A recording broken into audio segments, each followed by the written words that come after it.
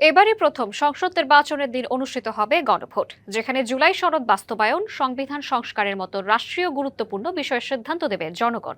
নির্বাচন নিয়ে আলোচনা তুঙ্গে থাকলেও গণভোট সম্পর্কে পর্যাপ্ত ধারণা নেই হবিগঞ্জের সাধারণ ভোটারদের।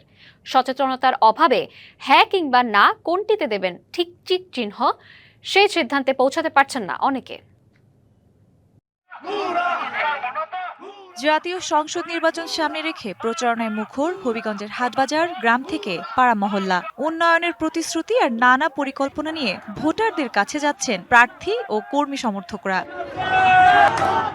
তবে একই দিনে অনুষ্ঠিত হতে যাওয়া গুরুত্বপূর্ণ গণভোট যেন একেবারেই আড়ালে। মাঠ পর্যায়ে নেই তেমন প্রচারণা। আমরা তো জমি শুনতে বুট দিলাম, মার্কা পাইছি, মার্কাত বুট দিলাম। অনহানা বুট যেটা আইছে ওইটা আমরা বুঝলাম না, আমরা না বুঝে বুট খেলবে তুমি ওইটা কোনটা আছে কিতা হার না, এটা তো সরকারে না জানাইলে আমরা কিলা খান দিব, বুঝছেন? জানাইলে তো আমরা মনে করো দিতে পারবো। সচেতনতার অভাবে হ্যাঁ কিংবা না কোনটিতে ভোট দেবেন সিদ্ধান্ত নিতে পারছেন না বেশিরভাগ ভোটার। সানবিট সব দিবে সামাল। সানবিট ম্যাজিক প্রেস ডিশওয়াশিং এর মাথা ঘোরানো সলিউশন। হ্যাঁ না বুটটা আমরা জানি না, কিন্তু এটা তো আমরা টেকছি, আমরা বুটার আমরা টেকছি, আমরা তো এটা বুঝিও না। গণভোট সম্বন্ধে আমরা জানি না, এটা আমরা পারতাম না, এটা আমরা বুঝিও না, দিতামও পারতাম না।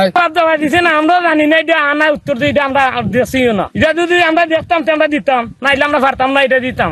জেলা প্রশাসন ও তথ্য অফিসের উদ্যোগে নিয়মিত প্রচার চালানোর কথা বলছে প্রশাসন। নির্বাচন কমিশন যেমন, সরকার নির্বাচন কমিশন যেমন প্রস্তুতি গ্রহণ করেছে, আমরাও কিন্তু তাতে পিছিয়ে নেই, যাতে জনগণ, সাধারণ ভোটাররা তার স্ব ভোট কেন্দ্রে উৎসবমুখর পরিবেশে আসেন এবং তাদের এই যে ভোটাধিকার থেকে 15 বছর বাংলাদেশের মানুষ বঞ্চিত, এই ভোটাধিকার জন্য স্বাধীনভাবে একেবারে অবাধ সুষ্ঠু পরিবেশে তারা সেই ভোটাধিকার প্রয়োগ করতে পারেন, সেটি আমরা প্রচারণা চালিয়ে যাচ্ছি। এটি ব্যাপ্তি দিনকে দিন আরো বৃদ্ধি পাবে। হবিগঞ্জের 4টি সংসদীয় আসনে মোট ভোটার 18,09,892 জন। প্রান্তিক পর্যায়ে গণভোটের বিষয়ে জানাতে সরকারি ও রাজনৈতিক সব পক্ষের সমন্বিত উদ্যোগের তাগিদ সচেতন মহলের।